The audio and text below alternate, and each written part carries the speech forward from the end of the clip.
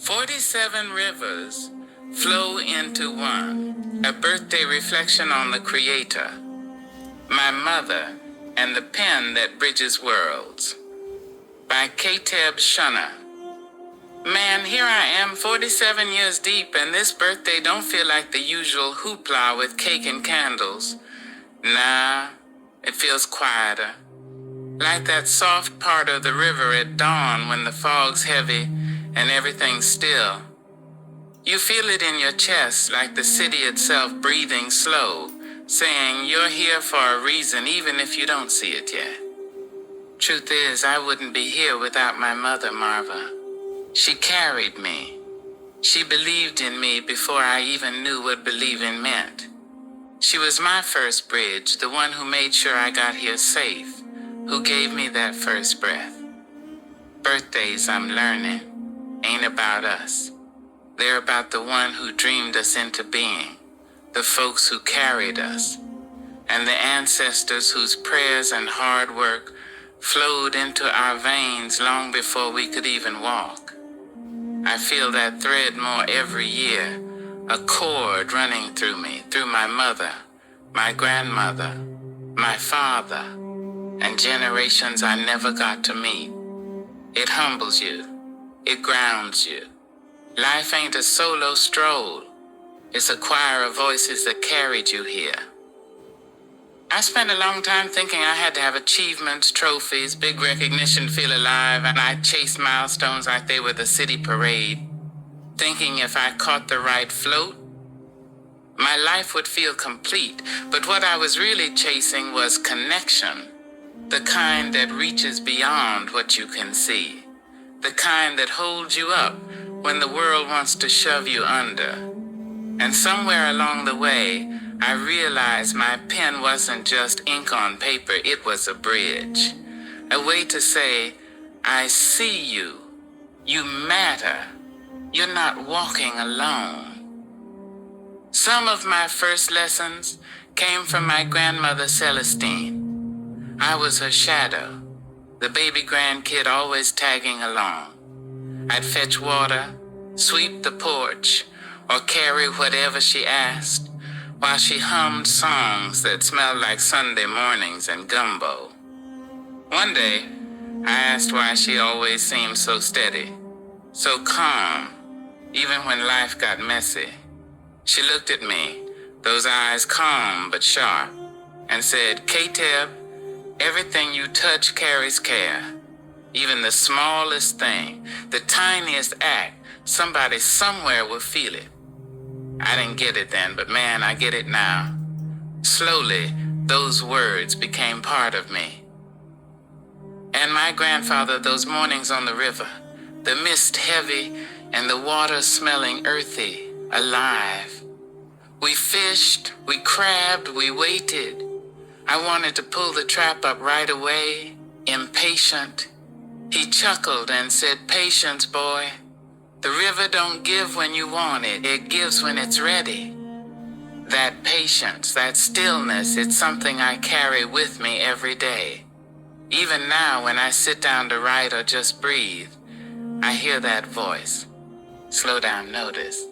Life's rhythm ain't meant to be rushed. I've carried a story my whole life. A giant turtle carried the world on its back. Every year, it shook the dust loose and people stumbled, hollering, why you gotta shake us like this? And the turtle said, if I never shake, you'll never stand. If I never move, you'll never walk. If I never carry you, you'll never see your wings. People laughed, wings? Us? But over time they noticed sprouts on their backs, wings they didn't even know they had. That story feels like my own life, full of shakes, stumbles, and moments when I wondered if I'd ever stand straight again. Each fall reshaped me, taught me that connection with the Creator isn't about dodging the fall. It's about learning to rise after it, stronger, wiser, and ready to fly. Even as a kid, writing was my little secret world. I'd scribble stories on scraps of paper, hide them under my bed, and make entire worlds about rivers, trees, animals, and people I watched in the neighborhood. Writing felt alive. It was like I could touch the universe, even just a little bit. My mother never had to push me. She made room for my curiosity, my questions, my wonder. Writing became my hand across time and space, a way to connect with something bigger than myself. I remember one morning, maybe 10 or 11, helping my grandfather set crab traps. Fog clung to the river like a heavy blanket, the air thick with the smell of wet earth. I wanted to pull the trap up right away. He laughed softly. "Patience, Kateb. The river gives when it's ready." That patience has never left me. It whispers on nights when I doubt myself, in moments when I feel invisible, when the city hums and life feels heavy. It says, "Wait, watch, feel. You're part of this rhythm." Life ain't just ours alone. It's a song, sung by the Creator, carried through our folks, grandparents, and even through the mistakes we make. Birthdays are a chance to say thank you. Thank you to the one who dreamed us into being. Thank you to the mothers, grandmothers, and fathers who carried us, who tried, even when they faltered. Gratitude keeps the heart lighter, the years sweeter, the soul young. This year I made an acronym out of BRIDGE because that's exactly what I feel called to be. B, believe in something bigger than yourself.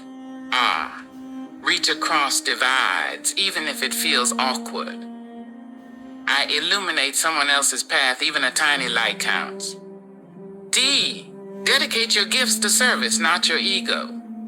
G, grow even when life shakes you like that old turtle's shell. E, embrace every breath as proof of grace, even when it's hard to feel. That's BRIDGE. 47 years boiled down to one word. And I want to keep building bridges, tearing down walls, writing reflections that touch hearts, reminding folks that we were made to fly. Even in the moments when I felt invisible, unseen, forgotten, the Creator's voice tugged me. "Keep going, you're still here for a reason." Those whispers grew louder over time, guiding me through storms, long nights, moments when the world felt heavy and cold. My mother has always been my first bridge. Her prayers, her lessons, her steady presence, they are the foundation I stand on. Without her, there'd be no pen in my hand, no story to tell, no bridges built. So tonight, I'm not asking for applause or presents. I'm asking something simpler. Honor your journey. Honor your Creator. Honor the parents, grandparents, and mentors who shaped you. Honor the shakes, the tumbles, the mistakes that taught you to rise. If we can do that together, side by side, maybe the world we leave behind will be a little lighter, warmer, more connected. And for that, I am profoundly grateful. Kateb.